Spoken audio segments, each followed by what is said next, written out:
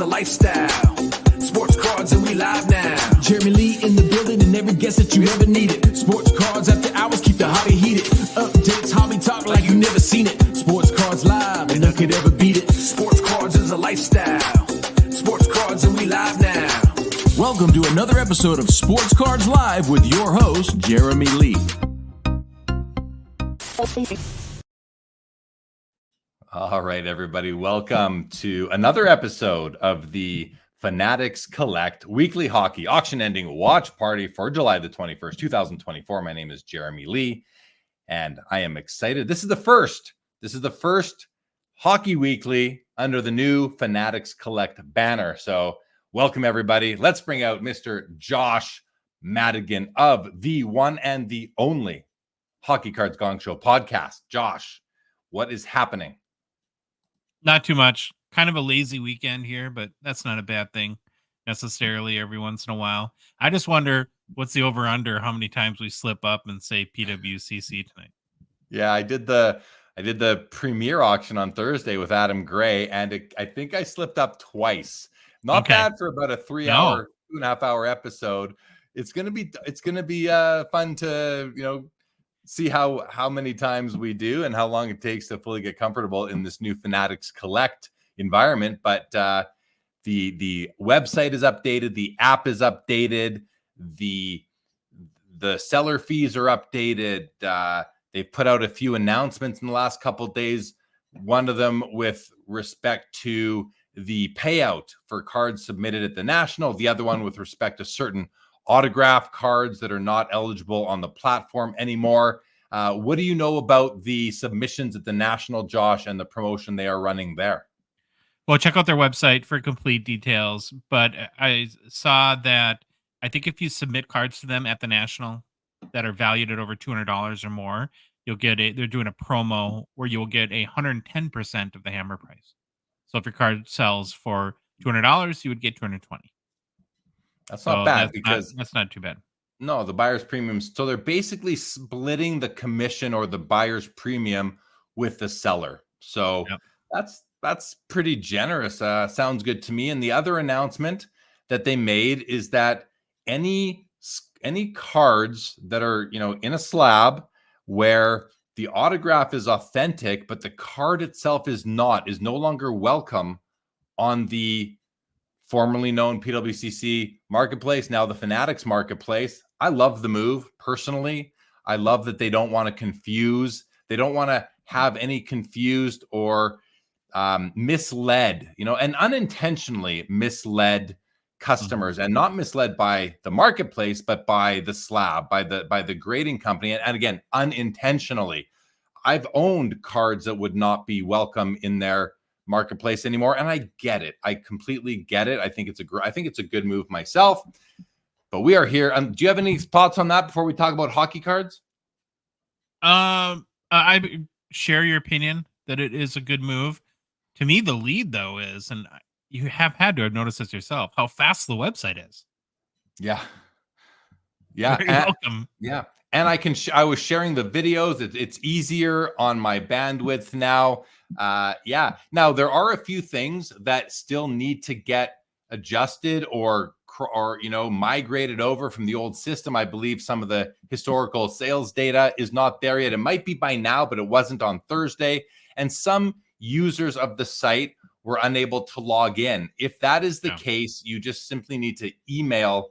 Them. And I'm going to put something on the screen right now. I'll actually it's on the ticker. They asked me to put this on the ticker back on Thursday for the premiere. There are a couple articles on their website, and I apologize for these, lengthy links, which you cannot unfortunately copy. But the easiest way, if you are experiencing issues with your account, with your Fanatics Collect, previously your PWCC account, is simply to email them at or visit their chat on fanaticscollect.com, or to email them. The email address will show up shortly here on the ticker. So also want to remind everybody that Sports Cards Live does have an affiliate code. It's the same deal as it was with PWCC as it is now with Fanatics Collect. And I have pinned the SCL affiliate code to the top of the YouTube chat. If you're going to be bidding on any cards tonight, please click that link and bid that way, or copy and paste it into a new window. It doesn't cost you anything extra. SCL will receive a small commission, which I greatly appreciate. All right. Welcome everybody who's watching on Twitter or X. Welcome everybody who's watching on Instagram. I see we got 3 of you there. Happy to have you come on over to YouTube as well if you would like to. The viewing experience on YouTube is just that much better than Instagram because it doesn't stack it on Instagram. It puts us side by side like you see here on YouTube. Let's say hello to the chat first, Josh, and then let's get into some cards. And, there aren't a ton of cards. I think we've got about 165 in the auction. And between Josh and I, we've got about 31 that we are interested in talking about. A little bit of a lower number than before. I have a feeling post-National that we'll see mostly, and post-Fanatics Fest in New York in the middle of August, which I will be at, by the way, that we'll see these auctions start to ramp up again as hockey starts to, as we, the preseason starts, training camps open in September, preseason schedule, and then of course the season starts in about around the 8th of October, as it always does. So first of all, the professor is here as always. Good to see you, sir. Chris Perkins says, like the smash button, folks. I don't know if that's on purpose or not, Chris, but that's pretty funny. Smash the like button, folks. Thank you for that call out, Chris. Jacob Dahl, good evening to you. Doghouse Hockey, good evening to you as well. Hope you're staying cool in this. It's like 33 degrees Celsius where I'm right now, which is about 95 Fahrenheit. It's hot. It's pretty warm here. Daniel A, glad to have you back, buddy. Todd McDonald, welcome, Todd. Always good to see you. Daniel says, I noticed now they show number of bids. That's nice. Very nice call out, Daniel. Warrior Kid is here. What's going on, Kev? Welcome to the show. Jeff McMahon is here. Producer Louis. I like that he's changed his name to Producer Louis. I think was it not just Louis before, Josh? Yeah, but he needs to change it again because we're gonna call him Baba Louis. So okay. Well, he's got to keep up with you guys. He's got to keep up. Yeah. Kinger, what's going on? Welcome to the show. Happy Sunday to you. Adam Holgate, good evening to you. Ali, what's going on, Ali? Good to see you. Let's get ready to rumble. What you bidding on tonight, Ali? Let us know. Hobby Card Vanna is watching on Instagram. What is going on? Greg says Fanatics Hockey. Yes, Fanatics Hockey. Can you believe it? Fanatics Hockey Show, buddy. That's what we're doing tonight. Come on over to YouTube and watch with us. I'll be able to see your comments better. Sometimes I don't see them on Instagram because starting right now, I'm going to cover up my second monitor. No longer showing me Instagram. Now it's showing me the Fanatics Collect website, and I'm going to show that to you. Corey. Sorry, Corey. I thought I got you. I got to just say something about this. I just said Warrior Kid. I said Kev. Corey, I apologize. I find, Josh, I don't know how you find this, but it's hard to remember people now when you've got their real name, you've got their YouTube name, maybe you've got their and then you've got their Instagram name, maybe their Twitter name. It's hard to keep everything straight. So that's just my bad, Warrior Kid. But hey, thanks for calling me on that. I do appreciate it. Yes, Adam, we are so close to the National. I fly out in 2 days. Can't wait to see everybody there. No doubt about it. Josh, are you coming to the National? I wasn't until yesterday. Now I am. You are. You're coming. Yeah. Whoa. I'll be there Friday and Saturday. Well, perfect. What changed? What was the change of heart? FOMO. Yeah, FOMO did it, huh? FOMO did it. And you're gonna drop by the Fanatics Collect booth and say hi to the team over there, I'm sure. Oh yeah, of course. And yesterday I was sitting in my office and I'm thinking about, I haven't heard any family plans of next weekend. So I asked my wife, like, what was going on? And she said, other than my daughter's hockey practice, nothing. And so that kind of got the wheels spinning. And you made the move. You made the move. So nice. And is that going to coincide with when Troy will be there as well? Troy's not going. I think Troy's going to go to Burbank. Oh, okay. And are either of you going to go to Fanatics Fest in New York? Don't know yet. Still deciding on that one. All right. Well, if you do, I will be there as well. So it'd be good to see you there as well as everybody else who's in the chat, guys. Willie T, what's going on? Welcome to the show. Corey, hopefully everyone can get their flights with all the craziness going on. Yeah, you know, my wife just flew today and no issues. So, but I don't know if, you know, maybe Air Canada wasn't using that the name of the company that caused all these issues. Warrior Kid, thank goodness Cleveland is close, so you're driving. That's very nice. I got a flight with a layover. Cleveland is never, you know, it's better than flying to Atlantic City for the National, but this will be my 4th Cleveland National, and I got to tell you, I've loved every single one of them. It's always a great show, so I'm excited. Chris Perkins says, saw Getzlaf trilogy rookie in there tonight. Do you guys think he's a Hall of Famer? 100% Hall of Famer in my mind, Ryan Getzlaf. I don't think there's any way he doesn't get there. He's got Stanley Cup. He's got junior championships. Does he have Olympic gold? Perhaps. I'm not 100%. For sure he gets in. I can't see him not getting in. What do you think, Josh? Any thoughts on that? What do you think, Chris Perkins and anybody else? Let's start with you, Josh, since you're right here. I would say probably. Do you think Pavelski is a Hall of Famer too then? Not as much as Getzlaf. People have forgotten about Getzlaf already. You know, Pavelski is more top of mind.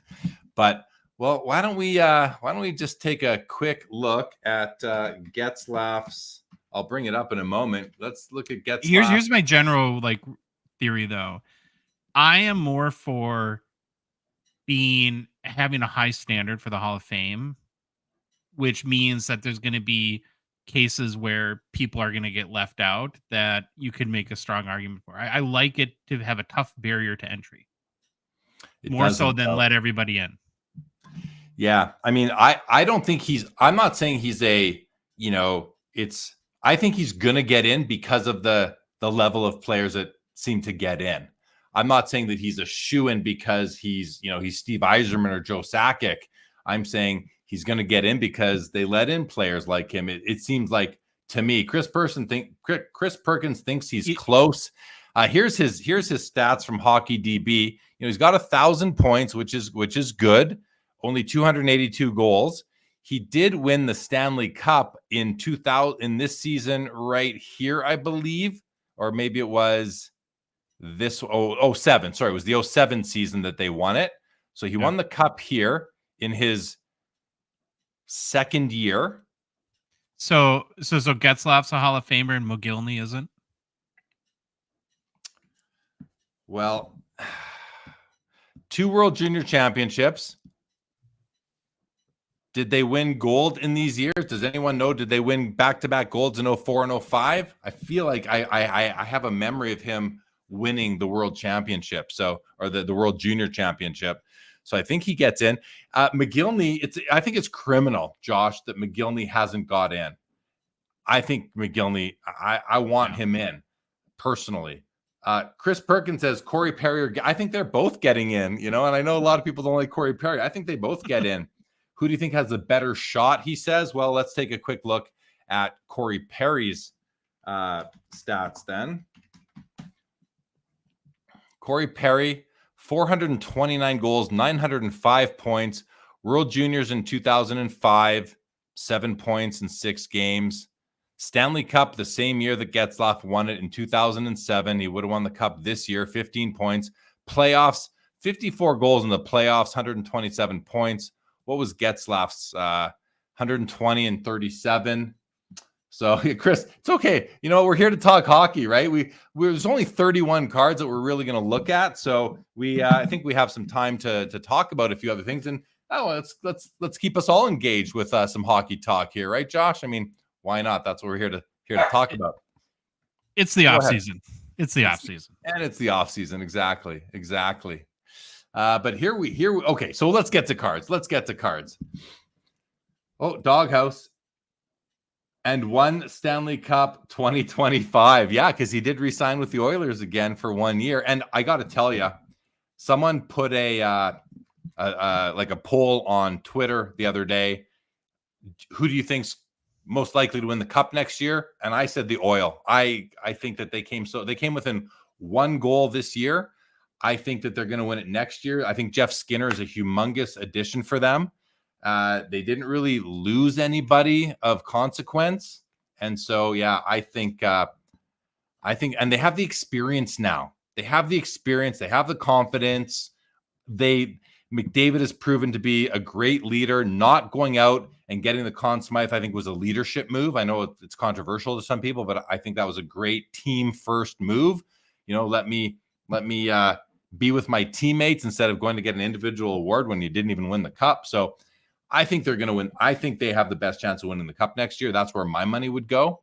And it's not my first choice. Trust me, they're the biggest rivals of my Calgary Flames, who are, probably going to finish 32nd next year. So we don't have a shot anyway. Jeff McMahon says Getzlaf is borderline. I think he gets in. I think he gets in borderline. Kinger says JR getting in before McGillney is crazy. And I'm a big JR fan, but Kinger, that's why, and JR doesn't have a cup, does he? That's why I think that Getzlaf and Perry do get in. Jake Dahl says, speaking of the Hall of Fame, what do you all think of this year's Hockey Hall of Fame crop? I liked it. Now I'm blanking on who it is. Shea Weber got in. Yeah, that I didn't. I wasn't a fan of Shea Weber getting in. I like Roenick getting in. Who are the other? Datsuk. Datsuk is a no-brainer. And was there a fourth player? I can't remember. Mike Vernon's been in for a while, but Chris Perkins, that wasn't one that I loved, but Barrasso. Barrasso this year? No. Maybe. I'm blanking on it too. Let's just go have a look here. Hall of Fame Hockey 2024. Inductees. What does this tell us? Did I hit the right link there? There's got to be an easier way to find this. No, let's go here for a second. Here we go. Okay, so we've got Datsuk, Roenick, and Weber. Just the three, NHLers right there. I like that list. I'm not going to comment on the women or the builders. I mean, Colin Campbell, David Poyle, those names make sense to me. But Roenick, Datsuk, and Weber, I think Datsuk's no brainer. I think Roenick is borderline, but I would vote for him in. And Shea Weber, I'm not as crazy about getting in. I feel like he was just hurt too much in his career. Yeah. Jeff McMahon asks, do you think Zetterberg gets? Yeah, I think. Is he not? Is he eligible yet? I think he was this year for the first time. Eligible for the first time. Yeah, but Pekka Rinne didn't get in as well. I know that. The two females, Natalie Darwitz and Chrissy Wendell Pohl, are both Minnesotan hockey players. Very nice. Very nice. I think that Zetterberg, I agree with Chris Perkins. He's a lock. If he doesn't get in next year, the year after, I can't imagine that he doesn't get in. Yeah, Anony says here, Weber's not even a 600-point D-man. Weber, I don't know. Doesn't do it for me, getting him in, letting him in. But yeah, I definitely agree. Zetterberg's a lock for sure. Anony says Weber, all he had was that slap shot. Yeah, he had some success in juniors. But Jeff McMahon confirms Zetterberg was eligible last year. So does that mean he's had 2 years of eligibility then? 2 years of eligibility for him. Let's go to the, is it just Hockey Hall of Fame? Where's the website here? Oh, there it was, HHOF, right? Here we go. And if you go to probably start here, player inductees, maybe. I visited this not too long ago, trying to find all the eligibility lists. And there is somewhere in here where you can go through and find who's eligible, when they're eligible. And here, look at that. There we go. You know what the biggest crock is of this whole conversation? The fact that Yager is still not in the Hall of Fame. Well, he hasn't retired yet. Well, that he's playing. I get that, but the league he's playing in, come on. They waived all this stuff for Gretzky and all these other people. I'm not trying to put Yager on the level of Gretzky, but it's getting a little dumb at this point that he is not in the Hall of Fame, isn't it? Or is it just me? Well, they've only made that. I think they've only made exceptions for Gretzky and Lemieux, maybe one other player to get in before they're eligible. So I'm not surprised. I mean, but I would also be okay if they made an exception for him. I would be. Hits and Chick says Chelios for president. Jeff McMahon says 2 years of eligibility so far for Zetterberg. Yeah, he's still a lock. He has to be. Johnny makes a good point here. Weber was huge for Team Canada for years. Yeah, he was. So that's good. Yes, Chris Chelios is a GOAT D-man. He's a second-level GOAT, though. Second-level GOAT, in my opinion. Kinger says, I'm happy for JR. Just surprising for how disliked he was, and McGillney has been sitting quietly. Love JR. Just very strange with McGillney. I those are my thoughts exactly, Kinger, on both those players. And then he says Paul Coffey was the GOAT besides Bobby Orr. Yeah, I mean, you got to consider the older guys like the Doug Harveys. And what about Nicholas Lidstrom and Chris Pronger? I mean, those guys aren't slouches either. I put those guys up there with Paul Coffey, but I think and Raymond Bourque as well. I mean, there's been some good D-men in the league. That's for sure. All right, guys. Fun little preamble to the show. Let's get into the cards tonight here. All right. So, Josh, like I said, 31 cards. I believe there's 165 total. This is the new Fanatics Collect website. And we have, to start off, 3 cards from the first set ever, the 1910 C56 series. We've got card number 20, which is the Ernest Russell rookie card. They're all rookies, so it's kind of funny to say. Oh, yeah, Anthony Scott Stevens is another one for sure. We've got the Ernest Russell PSA 3. We've got, let me just do this quickly, guys. Let's get these things prepped to have a look at. And we'll do this. It's an extra step now to get the images up. But hopefully they will get that worked out. So here we go. Ernest Russell, PSA 3. Nice looking card for a 3. Obviously off-centered high. It does have this blemish right there by his mouth. That does throw me off. I do not like that very much. But other than that, it's not a bad 3, outside of centering, of course. But you really got to get around what looks like sort of a mole right on his face right there. That is not in the card itself. Like that should not be there. We have Harry Hyland. This is a PSA 1. That's pretty nice for a 1. But let's have a look at the back and see what's going on in the back. Actually, the back isn't too bad either for what it is. I'm actually wondering why it's a 1. Maybe it's got a rip in it right there. I'm not sure if that's a rip or a crease on the back of the card, but not bad for a 1 right there. It's one of the nicer ones I've ever seen, actually. So I like that one. And then we got the Lester Patrick card number 26 PSA 3. I love this. I love this 3, you guys. The color is wonderful. The centering is wonderful. And we got sexy corners, guys. Look at the curves on those corners. They are symmetrical. They are worn beautifully. I love this card for a 3. This is the first time I've looked at it closely. Let's have a look at the back. See what we see here. Oh, didn't mean to save that there.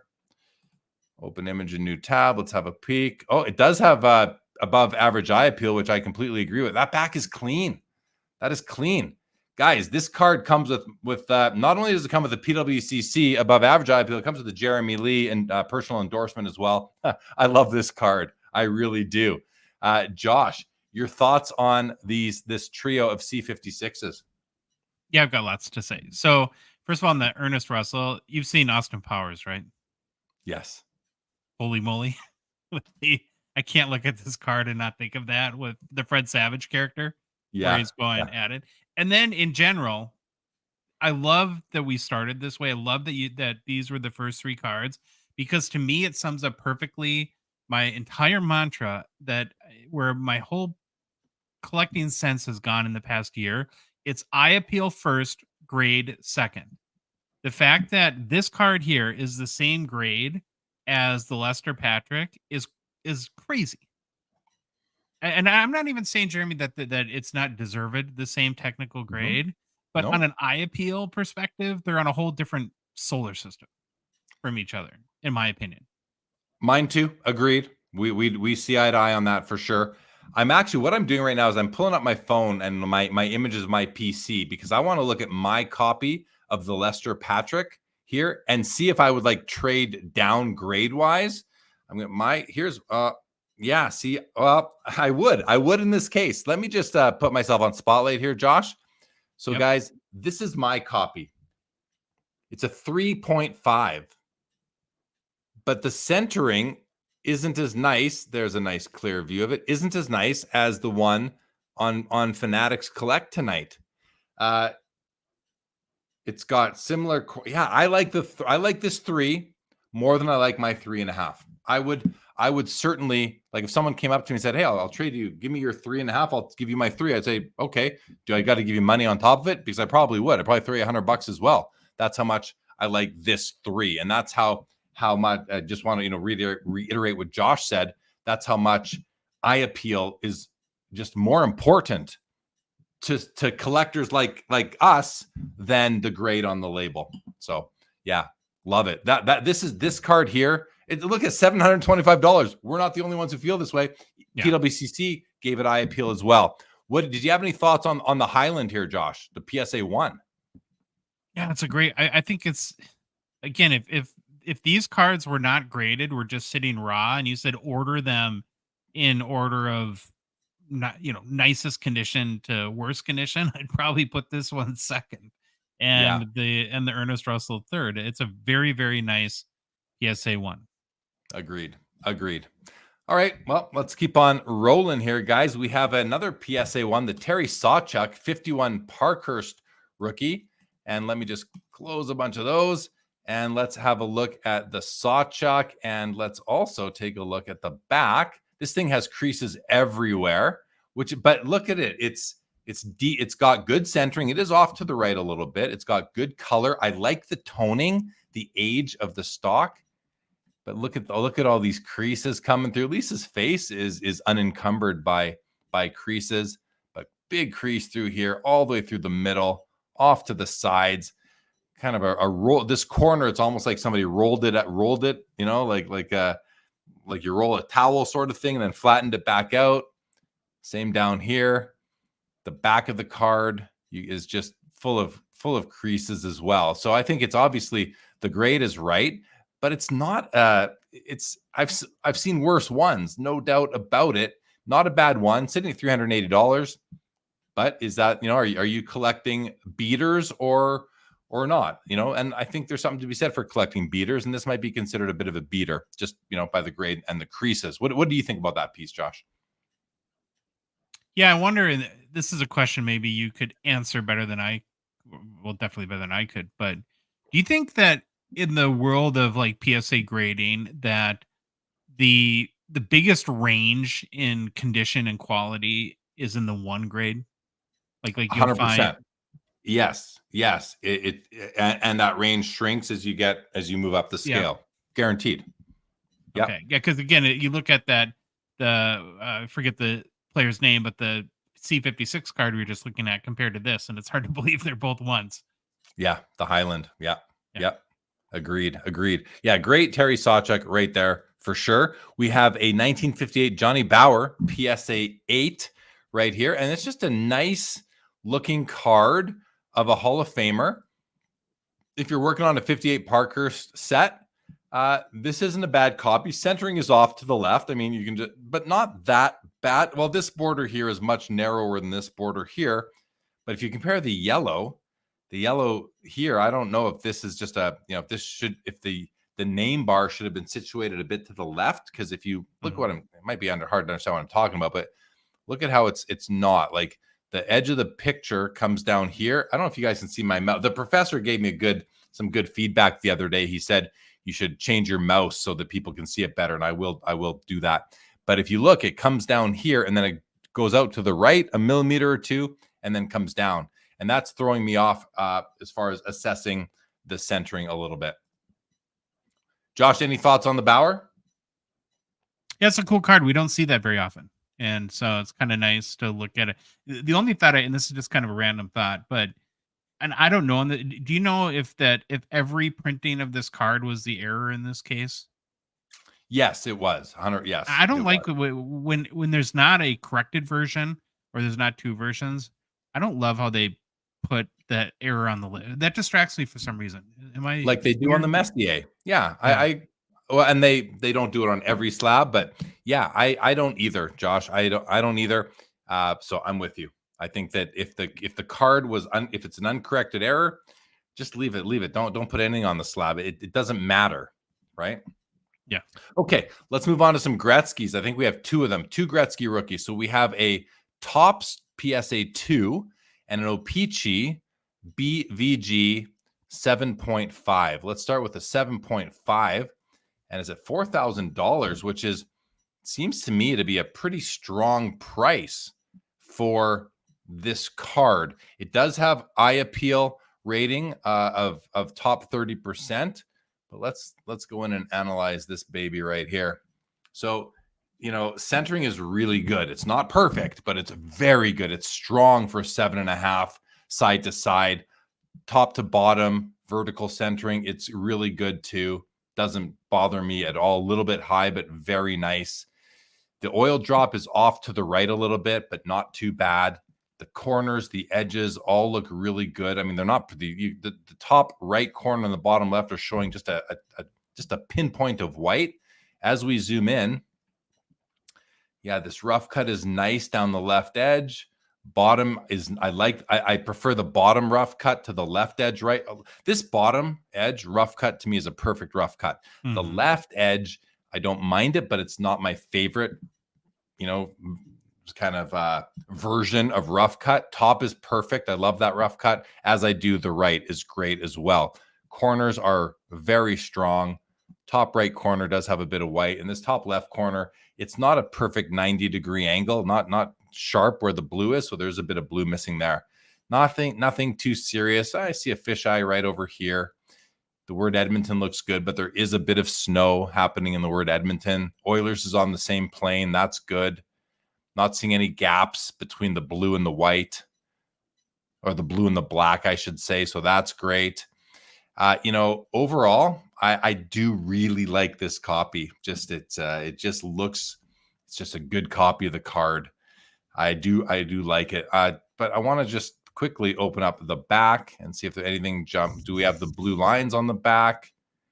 Doesn't appear to be the blue lines, but the back is very clean. Josh, what are your thoughts on this Gretzky? Yeah, really nice copy in my opinion. And according to Card Ladder, it's already an all-time high sale for a BGS 7.5. There's only been 19 sales. I'm sure that the pop count on a 7.5 is not super high, but very first time over 4,000.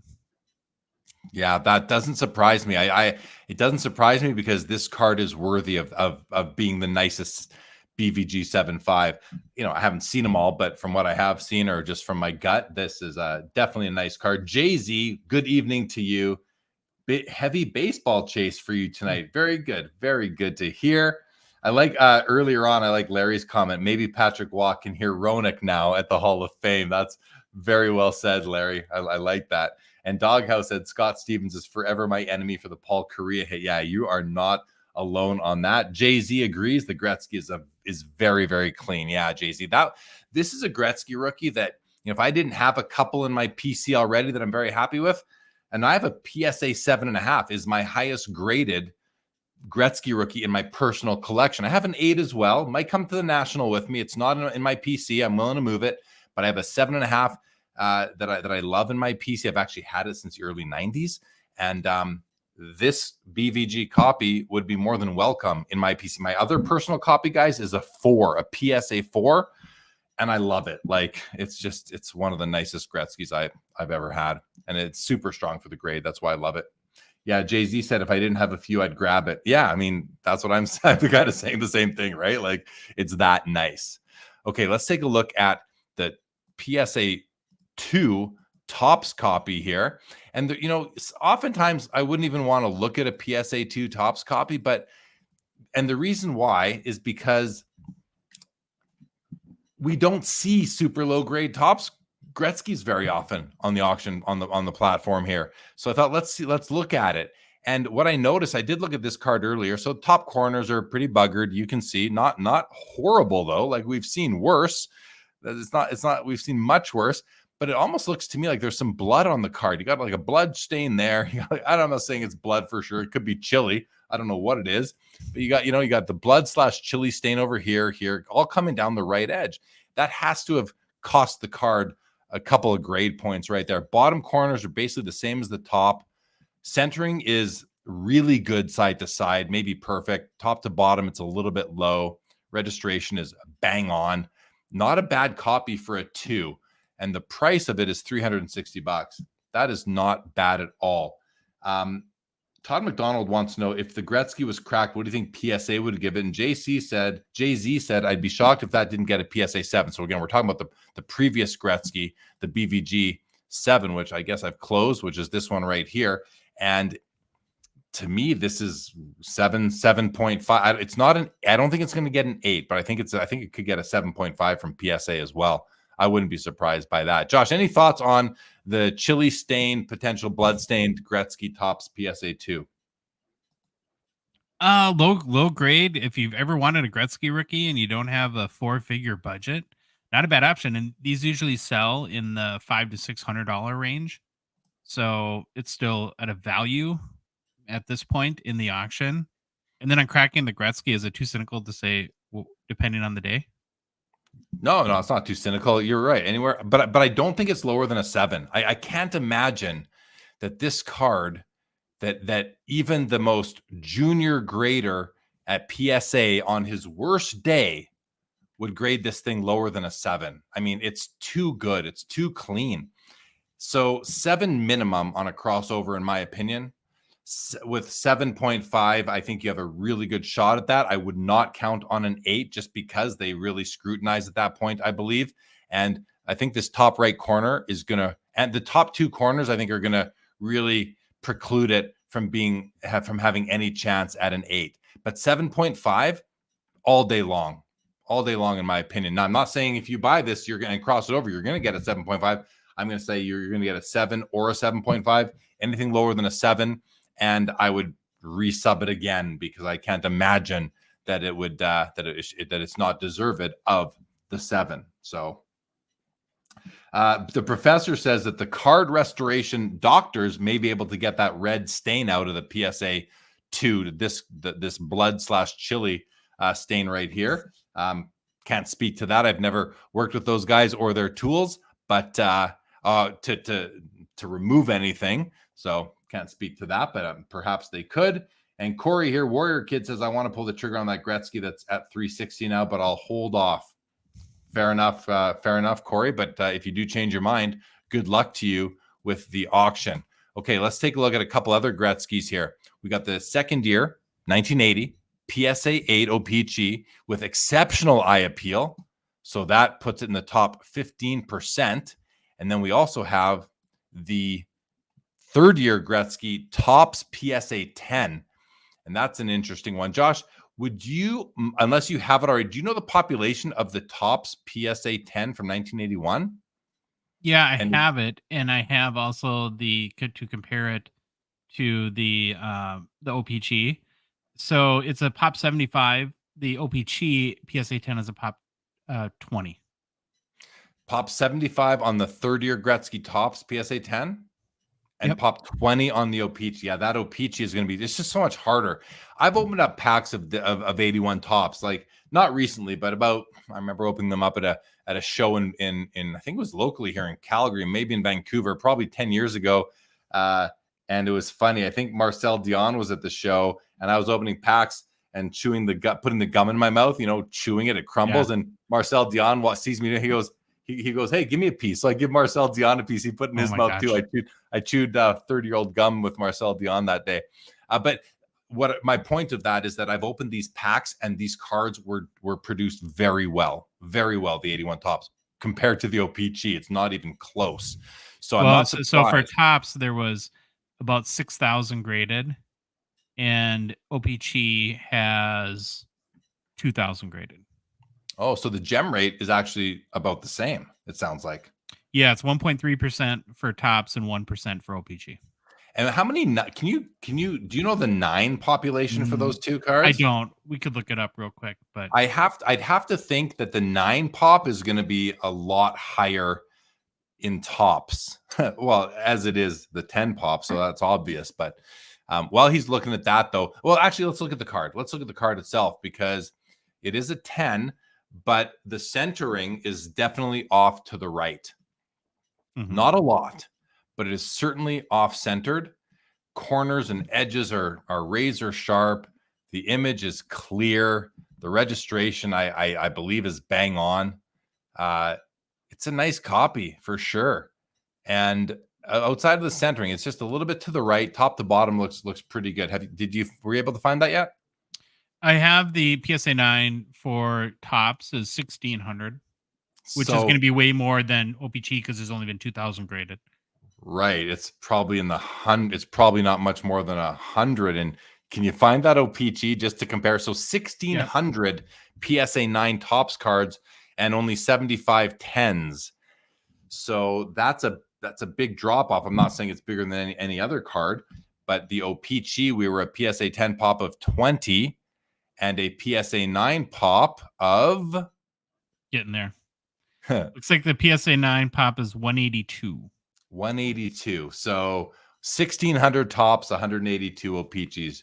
And that is simply because of the production quality back in the day. We're at 1175 here on this card, 32 bids, new data right there. So consider that. And then we have the second year OPG, this card right here in a PSA 8, top 15% eye appeal.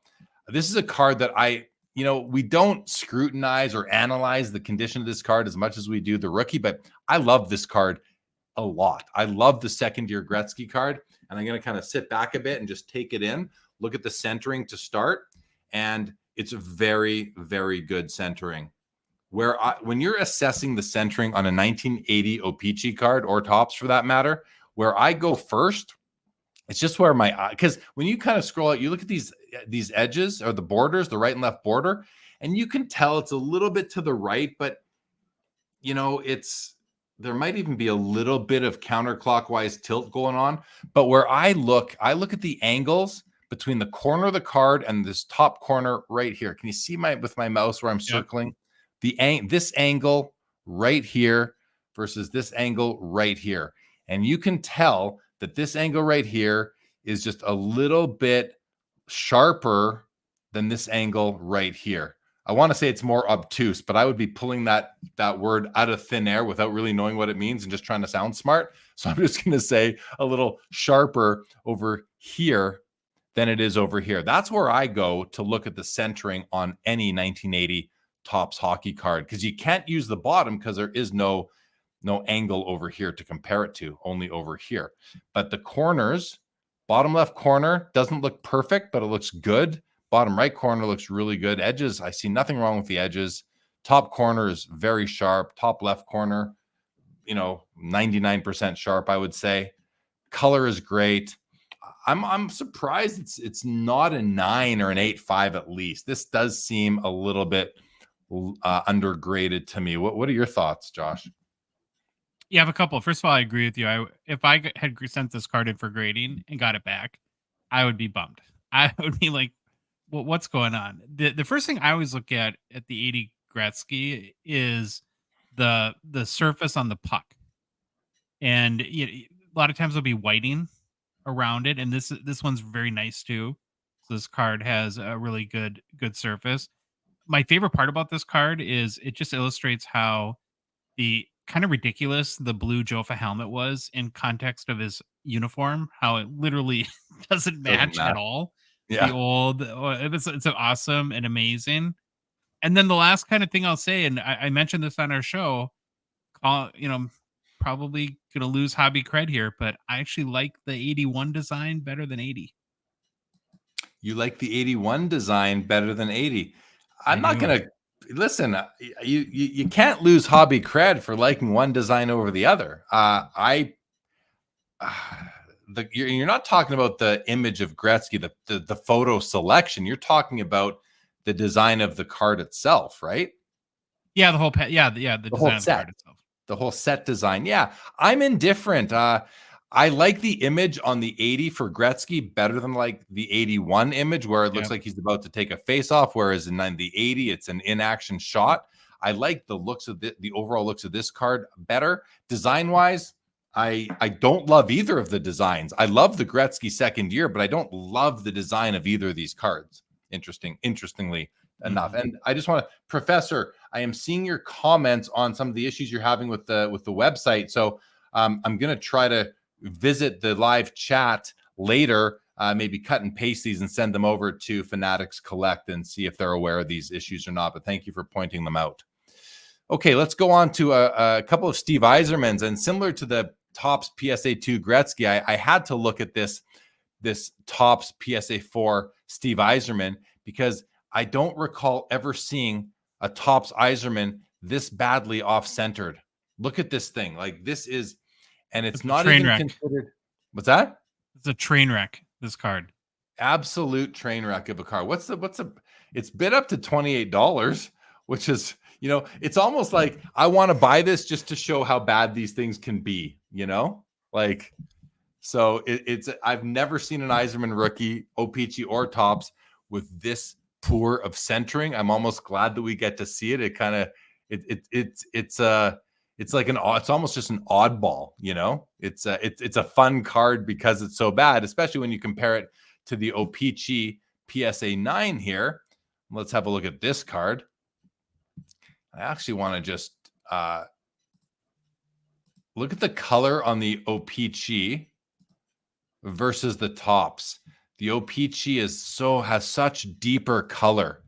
I like the O-Pee-Chee so much more than the Topps. Just the color. Look at that as I go back and forth.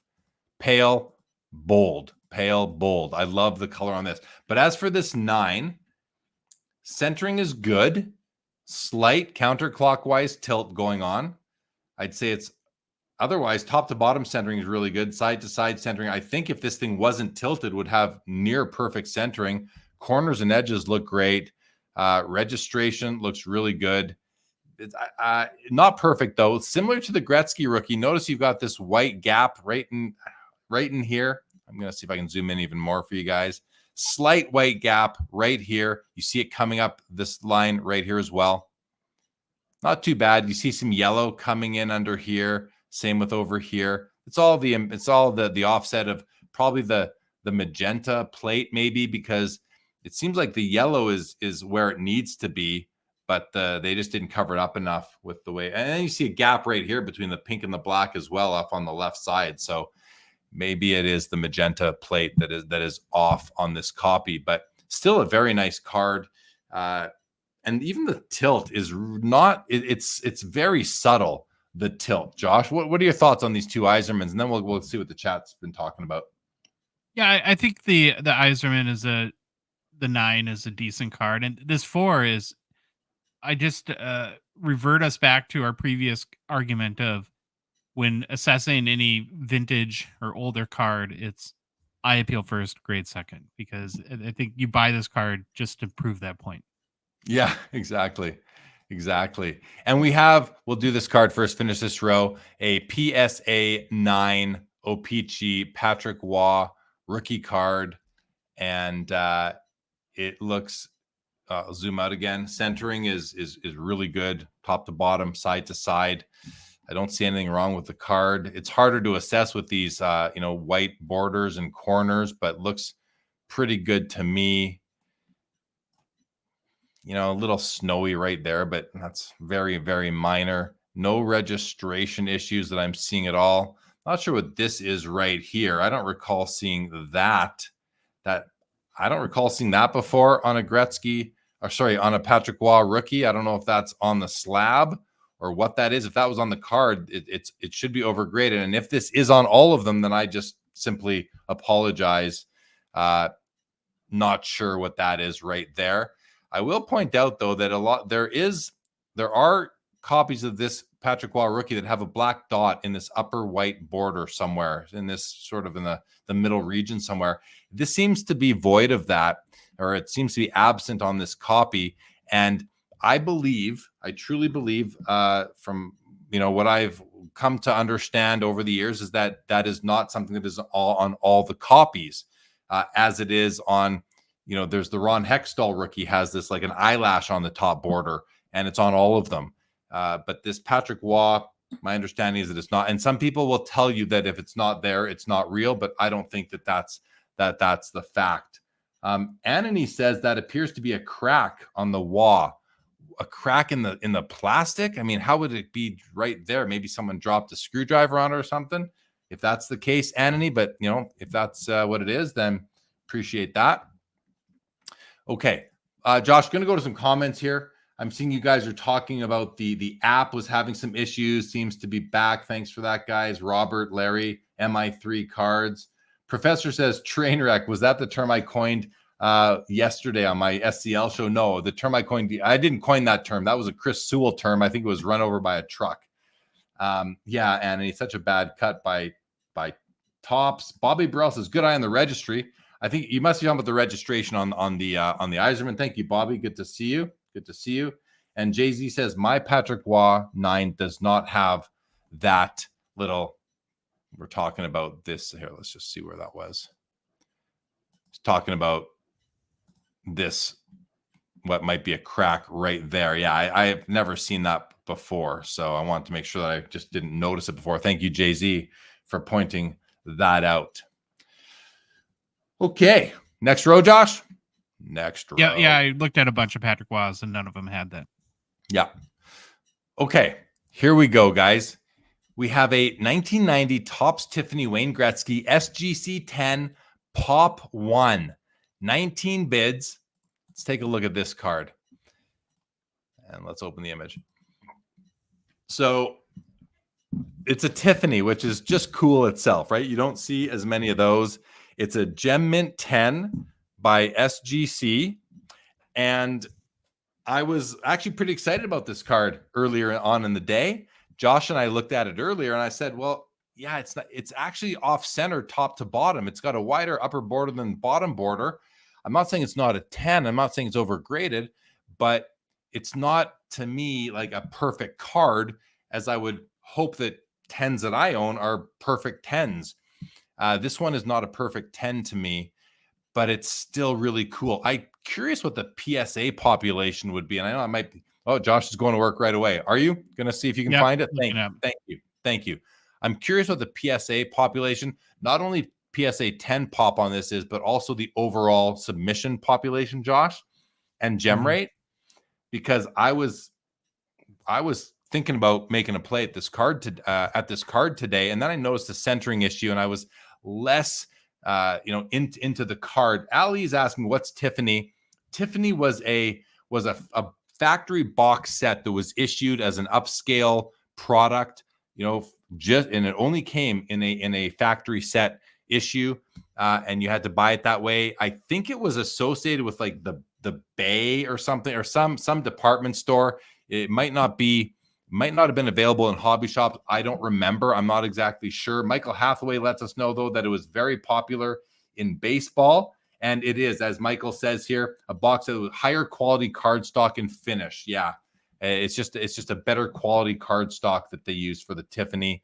Very popular in baseball. Ken Griffey Jr. has some Tiffany rookies. Most players in the 80s have the Tiffany rookies, and they are very popular for sure.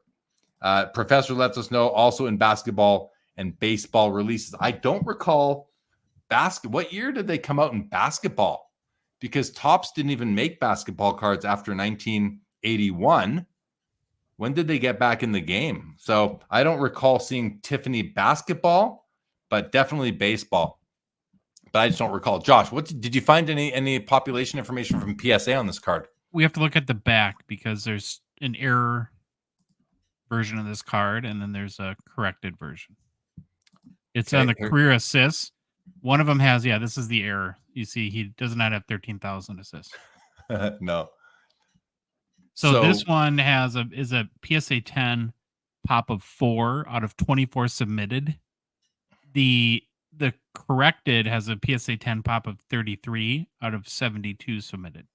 So that's a high gem rate for 33 out of 72 because these were factory sets. They weren't pack pulled. And I don't, but I don't think there's a ton of them out there either. Right. Tiffany are typically pretty rare. Yeah, agreed. Very cool card. I don't know that SGC. It's a bit different to look at a Pop One and how many did you say they graded it at SG? Oh, you didn't know. You don't know the population of the SGC, do you? No, I could look at. I imagine it's pretty small because they grade a fraction of hockey. Yeah. Professor calls out the 97 Fleer Kobe Bryant Tiffany. That's a different thing because Tiffany is a Topps thing. It's not, the Tiffany factory sets. That was a Topps thing as far as I know. Whatever Fleer did in 97 must be a completely different initiative. It's not the same bloodline as these Tiffany's. But Michael Hathaway, do you have any information on what the professor's talking about here? Because unless Fleer used that term as well, Fleer had the term glossy, which was the same thing in the 80s for baseball. They had the glossy set versus Topps having the Tiffany set. Chris Perkins says he thinks they were out of 3,000 as far as print run goes. So thank you for that, Chris Perkins. Okay, moving on. We have a PSA 9 Ovechkin Young Guns at $875. Not much more to say about that. And we have an in the game superlative nameplates, 1 of 1, Dominic Hasek. And I look at this card. It does not present well. In the game had, back in its heyday, in the game had a few nice designs, but their backgrounds were among the worst the hobby has ever seen.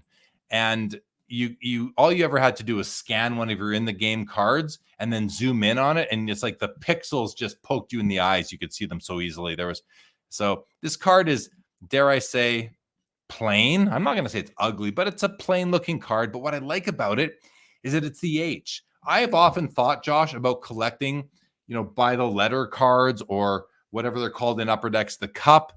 But if I were ever to collect letters and, not go for a full name, I always thought to myself, I'd want the first letter of the player's name, maybe put together a nice collection of first letters. And that's why I like this H. But consider, and it is game used. It's from a game used jersey. Is it from what jersey is it from? Let's see if in the game disclose that. A 98 All-Star game right there. So that's pretty cool that they disclose exactly where it's from. It's not from the Sabres, the Red Wings, or the Senators. It's from the 98 All-Star game, which is still pretty cool, I think. $60. I mean, you can't go wrong buying an actual letter off Hasek's jersey, any game used jersey for $60. If you don't mind that this card is about as plain as a card could ever get. Josh, what do you think of this Hasek letter card? I appreciate it, but it's just an H to me. It has to have some sort of representation of the player. What I love about it, and I wish, it's just not going to happen, is I love the provenance on the back.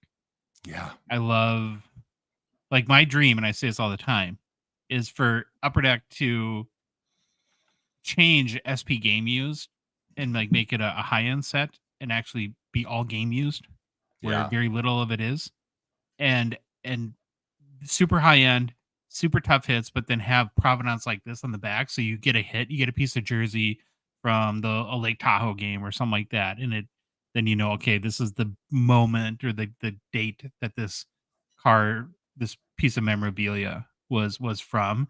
And so I do love that about this card. It's just doesn't have enough going on the front for me. And then, like your comment about draft day marks and getting the, my issue with the nameplate cards is that so very, very few are not even game used. They're mostly manufactured patches. Like it's actually incredible to me that the draft day marks sell for as much as they do. Me too. Because they're a manufactured patch. Me too. I've always wondered. I've always loved when I've had one of those. I've picked up a collection and got one of those. I've always been so pleased with how much those sell for because I don't think they deserve the sale price. I'm like, oh, look how much I got for that card. But it also means that you got to pay a bit more for them when you get them now. But yeah, they're manufactured, so that's why I prefer the whatever they're called in the cup, notable nameplates or whatever, and various things. So by the letter or whatever it is. Okay, Let's keep on rolling here, guys. Gretzky Messier dual auto enshrinements from 2010 The Cup. Let's just have a look at the autographs here, see how they are holding up. They look really good. Oh, yeah. Yeah. I mean, I've seen bolder and brighter, but not bad. Slightly faded in a couple places here on the Gretzky, and that just might be how he pushed down on the marker. I'm not sure. The Messier looks a bit better, a bit bolder, a bit brighter. 35 of 35. It's a bookend card. Grades out an 8.5. The autograph's grade at 10, which I just can't see this being worthy of a 10. So, but again, you guys probably by now know how I feel about autograph grades. Nice card, $1,200 with buyer's premium. Oh, sold. Oh, it's already sold. Okay, just sold. Oh wow. Yeah, $1,000. Yeah, that just happened. That just happened 6 seconds ago, and that happened fast. I didn't even know. In the on the old PWCC days, we'd have to wait for it to update. That was almost instantaneous. All right, here's a card I love, you guys. Here's a card I love. This is the 2014 Fleer Ultra Essential Credentials Now Gretzky number 31. It's not graded, but it is certified authentic by MBA. I personally own one copy. I might even have two of this card. I'm not sure. I'd have to check, but only 31 of these. And what you're looking at is like die-cut cardboard with some foil accents on a acetate, with acetate as well, purple acetate, numbered 16 to 31. This is like a technology card. I love this card. Oilers, of course, he's featured in an Oilers uniform, guys.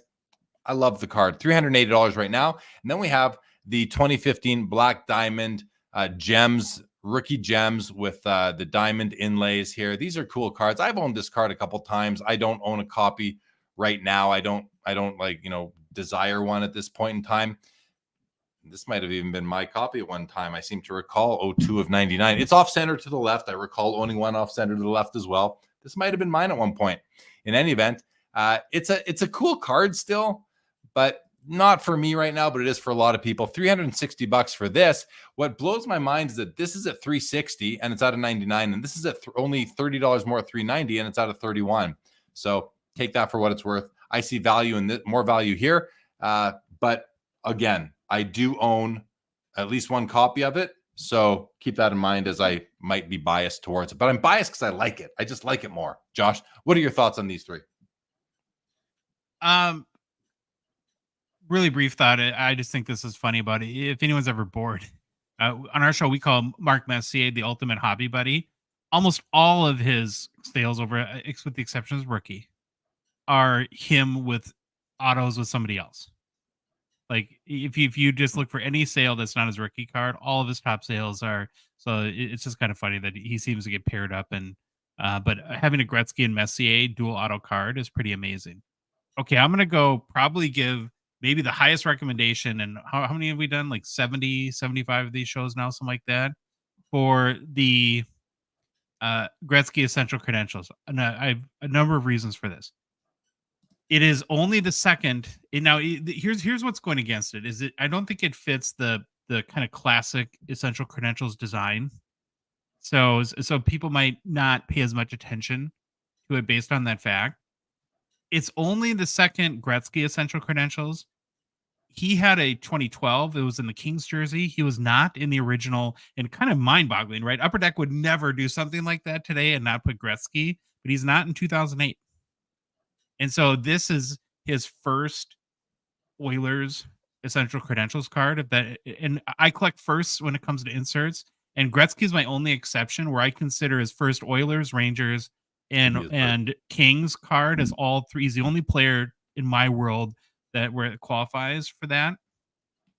And lastly, what I'll say is, remember, Upper Deck, in conjunction with G. McLeod, who designed Essential Credentials back in the late 90s for Fleer and Skybox, they're coming out with the sort of forgotten or missed hockey set later this fall, probably early winter, late fall. And it's going to expose a whole sea of collectors to Essential Credentials. And so honestly, the only reason I'm not buying this card, and I would have said none of this, is because I decided to go to the National 2 days ago, and I want to have some money to spend there. Otherwise, Josh, I would be in. I would still go for this card. Like this, like somebody's got to buy this card because this is I can't give a, now I could be totally wrong. So I'm, dumb as anyone else, but I just think this card is so much going for it. And what you already pointed out, which I think is very articulate, is as much as I'm in on this card, I could not be more out on the Black Diamond. And I apologize because I know you like it. I can't stand when they put rookie on a 2015 Wayne Gretzky card. I just don't. Unless it's a tribute, because it's not a tribute. If they did it on a tribute, but it should say tribute on it then. But it never came out in the old days, so it's not a tribute. It's a new design, right? Like, but if you're new to the hobby and you see that card, and you think, "Oh, this is a Wayne Gretzky rookie card," it's not. It's not. No, I understand that I'm being specific in my criticism. It just doesn't. For my collecting sensibility, I can't do it. So I've just checked. I do have 2 copies of this one here. I have a PSA 8. I got the number 30 of 31, and then I have a raw copy numbered 11 of 31. So I do have 2 copies of this. Otherwise, I'd probably grab a third. I'm not going to. But I love the card. I just do. I just do. The last thing about that, Nikola Tesla says, I don't like it at all. Which card are you talking about, Nikola Tesla? Please I'm curious which card specifically you're talking about there. Josh, what were you just going to say? Oh, I'm sorry. I was just going to mention that the future is out of 12 so that's going to be a much tougher get. So this is also one is a lot more accessible. Yeah, and I don't think I own the future. I have 2 copies of the now, and I would love to pair it with the future, but no, I do not have that copy. Yeah, really cool. And it's a subtle difference this year. Like this purple is just blue. in the futures. It's a very, very subtle difference. All right, well, let's keep on going, guys. We don't have many more cards to look at here. We've got 3 McDavid rookie year cards. The platinum marquee rookie PSA 10 sold for $240, but these 2 are still going. These are both rookie year cards, both from Ultimate Collection. The honored members or honored material jersey card BGS 8.5 pop 4, 3 graded higher is $155, and then the iconic fabrics here BGS 9 pop 2 none higher is at $310. So these are kind of cheap ways to get a rookie year McDavid card right there. And here's a third one. Also, this is and I'm not sure what this one is called, maybe just the simple jersey card, numbered out of 149, sold for $252. His Young Gun PSA 9 sold for $1,020. This auto did $396. So we've got a bunch of solds here, a couple Palladium autographs, both Gretzky's, but different jerseys. That's what I thought was cool about Palladium this year in 2019. Up at Clear Cut, you could get the Oilers version or the Kings version. Kings did sell for $372, and the Oilers is going to sell for more. It's at $370, but still going. We have a Dazzlers, an Ovechkin Dazzlers green PSA 10 sold for a whopping $23. And then we're into the Bedard segment of the show. $1,020. So it's funny. Last week, Josh, they were at like $950. Now we're back up to $1,020 for the PSA 10, $990 on this one, and the PSA 9's at $240. And then finally, Luke Hughes Young Gun Outburst is at $330. Luke Hughes, your Norris Trophy winner. Josh, I ran through all those. What do you think of all that stuff? Yeah, I mean, listen, there's some really affordable, I think, McDavid rookie year cards. I'm got a little bit stuck mentally on the Ovechkin Dazzlers. I like Dazzlers too, but it's like, why are you grading that card? You know what I'm saying? Well, yeah. I mean, there's some, why maybe, listen, I don't ever. Probably pandemic. Maybe. But let's say someone's collecting Dazzlers and they like their cards slabbed for uniformity and they want to put them on a display. Like, I get it. I get that, but at the same time, they look really nice in a one touch and they cost you a lot less too. So I hear you. I do hear you. Okay, let's go to the top here, guys. and let's just see what's going on. Okay, so we still, let's see what is sold, and it's a bit. Okay, so we used to get a banner across the top that would tell us it was sold. It was easier to spot, so we'll get used to that. But the Ernest Russell does 444, the PSA 3. The Harry Highland PSA 1 does 264. That's healthy. Sawchuk does 468. The Gretzky does, so we got no further bids on the 7.5. Gretzky sells for 4,800. The PSA 2 tops 432. The second year O-Pee-Chee 372, which was a nice copy.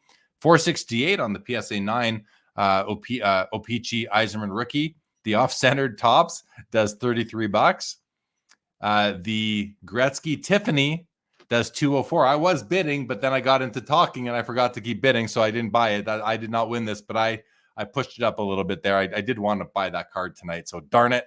1,050 on the Ovechkin Young Guns.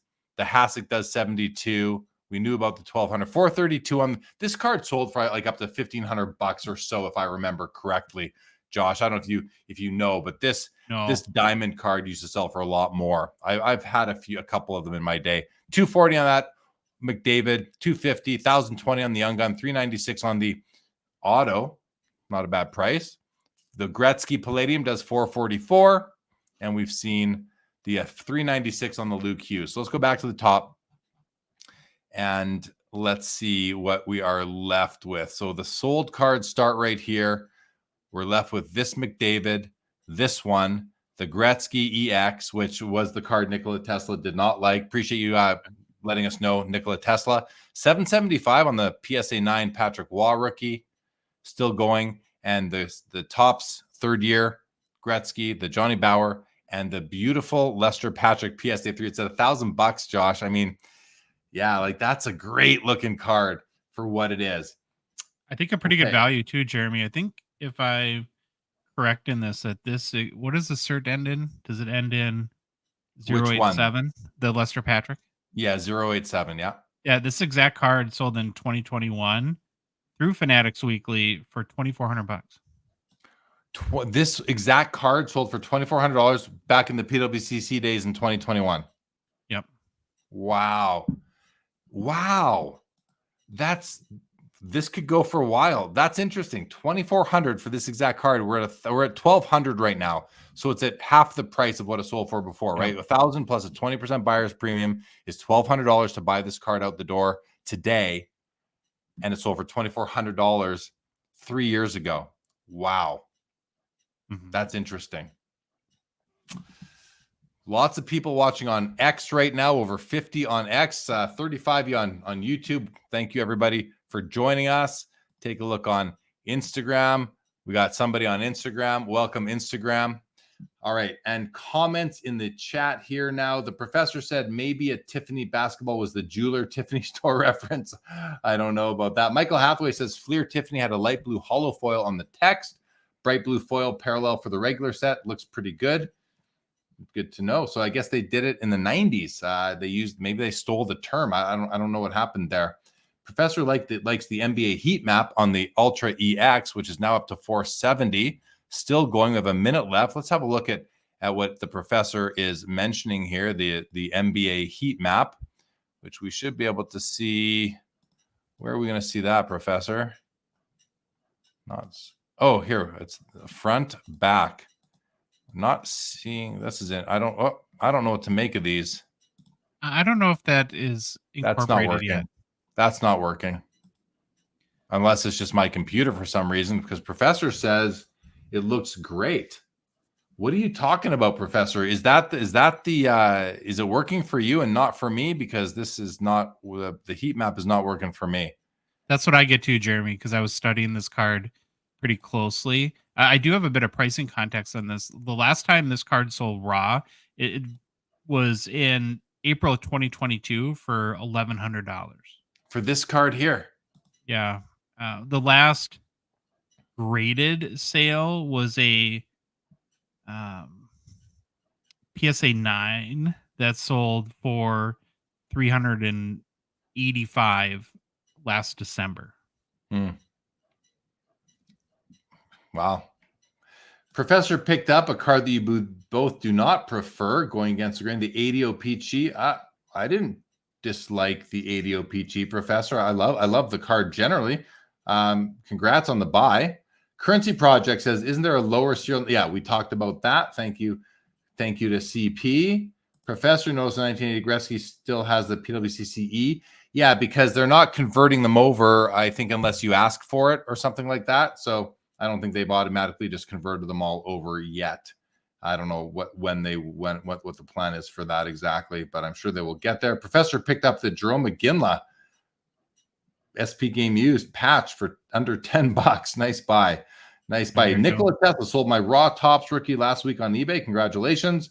And the Warrior Kid says the difference between a PSA 10 and 9 Bedard is silly. I couldn't agree more. But that goes for lots of cards, especially when, some 10s used to be 9s and some 9s could be 10 tomorrow. So I hear you. I hear you on that, Corey. Okay, what has sold here now? These are still going. The Patrick Waugh sold for $930. And the McDavid here sells for $372, the Iconic Fabrics rookie year. Let's hit refresh. Keep the cards that are still going up at the top of the screen. We're down to 5 cards now, including this one right here, which needs a bid in the next minute. So these 2 cards need bids. The third-year Gretzky Tops is going to make it to the next bidding window. It's up to 14.25. As is the Gretzky EX. It's up to 525 now. And this McDavid needs a bid to stay alive in the auction right there. Nikola Tesla says the 81-82 Gretzky third year is really difficult to find centered. I agree, but Nikola Tesla, are you talking about Tops, O-Pee-Chee, or both? Because this is the Tops copy.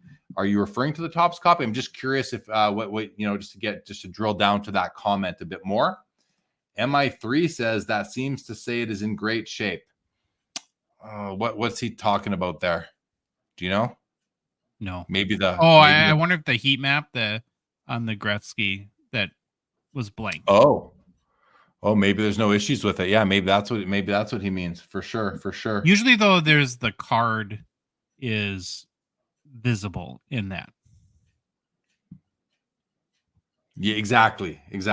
And yeah, so I think it's just not working. I don't think that's the case, MI3, but it could be, but I don't think so. I think they would show the card there itself. Professor picked up the 2005 Upper Deck Beehive Matted Materials Maryland patch. Very nice. Congratulations, MI3. That's what you meant. Okay, got it. Nikola Tesla says both are difficult. He's talking about the 81 Gretzky. Both are difficult to find center, but the Tops is much more difficult. Gary, yeah, I agree completely. Tops was just it was just produced so much better than O-Pee-Chee back in the day. No doubt about that. Jay-Z said, I did get some of the cards I was after. Are you willing to share, Jay-Z? What'd you pick up, buddy? I always want to hear what you're picking up. He goes and says, well, I went back and forth on a flawless Aaron Judge with another bidder, but had to bow out when I crested 1,000 more than any other one has sold for. Yeah, I mean, I hear you. Sometimes you don't want to be setting the records, but sometimes you do. Sometimes you have to. And Professor says, I have noticed that there are multiple NBA heat maps that no longer show the card. Maybe a new feature of Fanatics Collect, which I also do not like. I can't see that being a new feature. It's the opposite of a feature, whatever that is. So I think that it's just something that they have to, have to roll out and fix it. I don't know if it's a glitch or just something that they haven't been able to update yet. So I got to think it's coming. All right, guys. By the way, we do have a hard stop tonight in about 10 minutes. So regardless of which cards may or may not still be alive, we are going to wrap up right at the top of the hour here in just under 11 minutes. So feel free to get your questions, comments in, anything you want to talk about. It can be the card, but hopefully we talk hockey cards. Jay-Z did get a Bowman Chrome Auto BGS 95 Aaron Judge, a True Gem Plus. Congrats, Jay-Z. Very nice. 19 seconds left in this window, guys. And we need a bid still on only the Johnny Bower. Everything else is going to go to the next window. So let's see what happens here in the next 8 seconds. Will the Bower end? It's a nice Bower. Jay-Z, you like these late 50s, early 60s Parker's cards, don't you? And there we go. That does sell for $480. And we are still going on this McDavid, this Gretzky, and this Lester Patrick.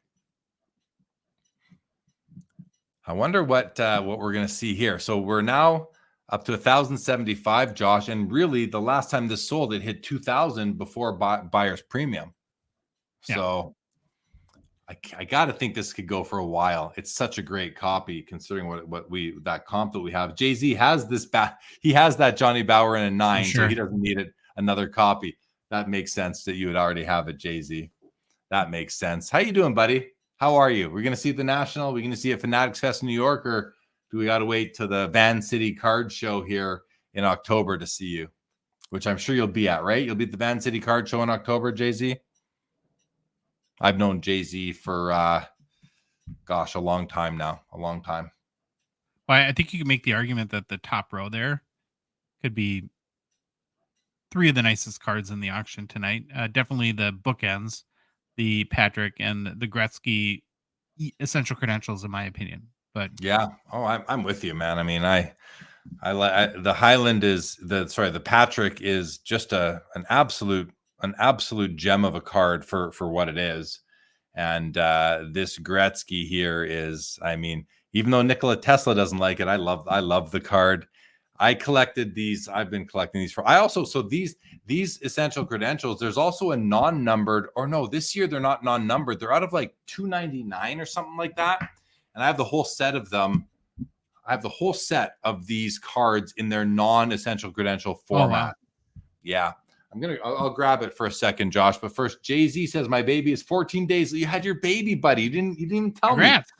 You should have called me right away, bro. You should have called me right away. Congratulations on that. What did you have? Great. But Expo November for sure, and Vancouver show, yes. Well, you'll see about those with a baby who's only a few months old at that time. But congratulations, buddy. Everybody, please congratulate Jay-Z on the birth of his first baby. And I'm just going to grab something quickly here. Josh, take over. Baby boy. Well, congrats, Jay-Z. Yeah, I wouldn't even, I don't think I would dare to go to a card show 2 weeks after my baby was born. Might not be welcome back home if that's the case. So here's a binder I keep with just some like miscellaneous sets and stuff in it. And yeah, here it is. So I'm not going to hold up the binder, but I will just sort of pull out a page from it. And these are, they're not numbered. It must have been a different year that they were numbered. I thought or there's some at the back. Anyway, I'll just show you guys what I'm talking about here. So you can see they're the same design, but they don't have anything in the acetate like in here. It's just completely clear. And then they did the parallels, which they called the essential credentials. I'm not sure what these are even called. They might just be called EX. But I think as I flip through my set, yeah, I don't have the complete set actually, because as you get further down into this page, some of them are numbered out of 299.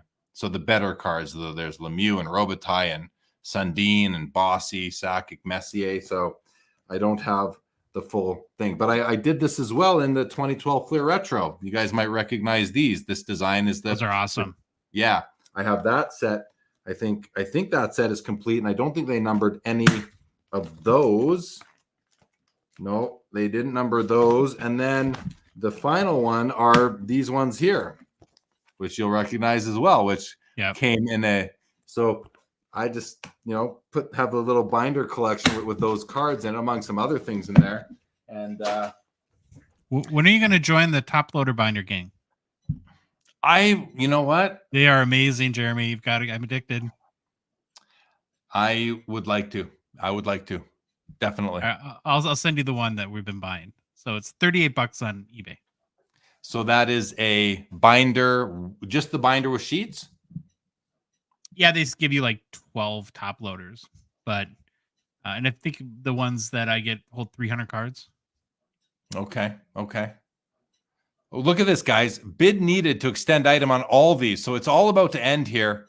The EX, the Lester Patrick, 3 seconds. This might end the final items, guys. Let's see what happens here. Let's let this thing turn over. Oh, it's not as fast as I thought it was earlier. They all got bids. Or is it? I thought it said bid needed to extend item, and now it seems like I did too. Well, this card item is already. I'm going to refresh and see what happens. 436. No, we're still the same. We're still on the same clock. Maybe. I can't explain. I don't know. Are we I don't know. typically in 1 minute by now too? No. We're now just started the last 5-minute window. Okay. Just started right now.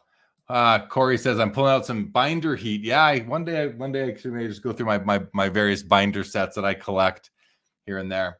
I'm not that active with it. I've actually slowed down collecting, just sets for like binder sets. I'm more focused on some patch sets that I really like, and that's where I want to get into a top loader binder. Josh, is I want to get a top loader binder that will hold 130 point cards and 180 point cards. And right now, I don't think it exists. As far as I know, when I actually posted it on Instagram not too long ago, and somebody from BCW actually reached out to me and said, let me look into that for you because we make our sheets in-house. So I haven't heard back, but I'll talk to them at the National next week and say, hey, I'll buy them if nothing else because I've got my cup-based patch parallel set. I got over 400 cards in it, and I would like to put them into binders so I could actually. Well, I've squeezed 130 point on one side and then 35 point on the back side. In my time. Okay. Yeah. Here, hold on. Yeah, I don't need a front and a back. I only need one side. I actually I don't want to put. I want to see the backs of the cards when I flip through them. Is that what you're saying? You can't see the backs of the cards? No, they're two-sided pages. Oh, see, I don't want two-sided pages. There's my run for the cups and some cup. And then can you just show me the thickness of the sheet? Like, can we see the edge of the sheet? Like, hold the sheet out. Yeah, like that. I'm just curious. Like, so what's in between the two pockets? A black inlay of some sort, of some fabric? Yep. Black fabric. Yeah. I don't want two-sided. I want to be able to see the back of my cards. So, but I'll let BCW know that when I go. Not that they, I don't know if they're going to create a brand new product for me, but I doubt it. But I'll definitely let them know. Same with Ultra Pro. I'll stop by their booth as well, which I'm planning to do anyway. Okay, couple comments here, guys. Professor, what about the Gretzky 2014 Fleer Ultra EX Legends acetate? Can you discuss? Great card, Professor. It's just the base card of these ones here. I don't think I have that in my set. I got to check. I didn't see it in there just now. It might be on my want list still. If we're talking about the same, I think we're talking about the same one. Let me just go check again if I even have that card. Wrong binder. This is a different binder. I have two of these binders on the go. Do I have the Gretzky? Is that a 290? No, I don't. I'm missing the Gretzky in the set, so I need to get it. I need to get the Gretzky. Professor, Gretzky X credentials just jumped. It's a 650. Items are, and they're all going to go past the top of the hour here. So it's going to be hard it's going to be hard for me to honor that hard stop at the top of the hour, Josh. But if you need to run, you're more than welcome to. I kind of want to see what these end at. I go 5 minutes after. Yit says, how do you like the new platform so far? I actually really like it, but it has some glitches that they need to address, and I'm sure they will in due course, Yitz. And but I'm also, what just happened there? Extended bidding in 23 hours. Something just happened there. It's just resetting, I guess. Let's refresh the page and see what happens. Yeah, it's a little glitchy right now, no doubt. A little glitchy. 23 hours. It just switched to again. Let's hit refresh again. 23 seconds, 22, 21. Is it going to revert back to 23 hours? Yeah, it's glitching out on us right now, guys, but I think you can still bid. Because in a few seconds here, it will go down to the 1 minute windows. We know that. Yeah, we're 5 seconds away from the top of the hour. Let's just refresh it quick.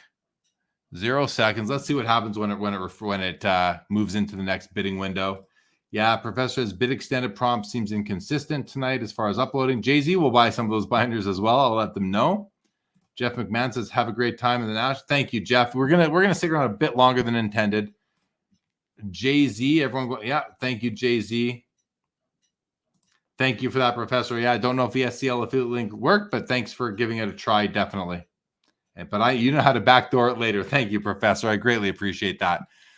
Okay, so what is going on here? Because now, 21 seconds in the first minute. Look at that, 9. I mean, the bids are still coming in, guys. I can't tell you what's going on with the clock right now, but if you are still bidding, you can still be bidding. These cards are not over yet, but I'll keep hitting refresh and see what's going on. 2 seconds in this 1 minute window is now over. Let's see if anything will show as sold. They are not showing yet as sold, but we also don't see the clock. Hold on. I don't see the clock anymore, but I also don't see the word sold.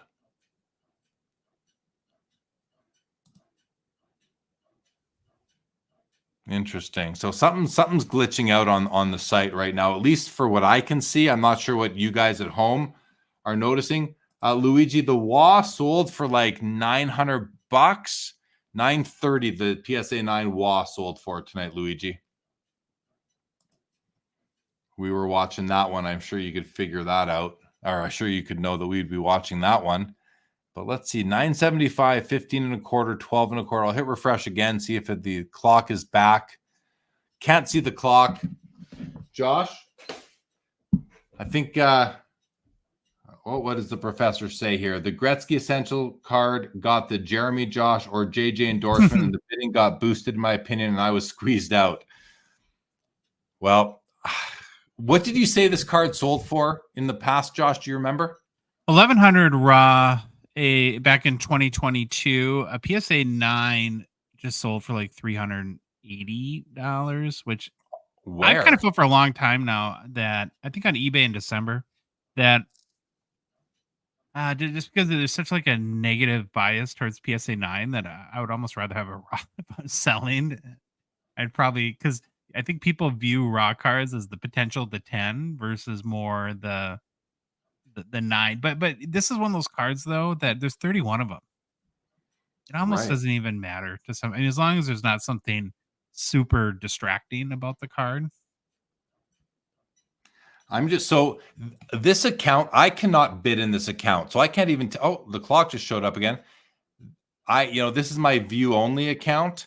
And there we go. Some bids have come in. We're now 1,025 on the Gretzky. So I just went into the app to see if I could actually bid, and I can still bid, but the clock is telling me 22 hours on the app as well as 22 hours here on the website. So let's refresh and see if it gives us a different count, because I'm at a loss to know what's really going on. Chris Perkins says that the glitch happened right at 11 p.m. Eastern. Not sure if that has something to do with it. Yeah. It very well could. Don't know what to say about this, guys. But I think we'll sign off. Josh, I'll let you get to. You got some stuff to do. We've been going for an hour and a half here, guys. So thank you, everybody, for joining. Apologies for the glitch on the clocks here. Just don't know what's going on or what they're going to do about this. Across the whole auction tonight. So maybe watch their Instagram. Watch their socials and see if they say anything.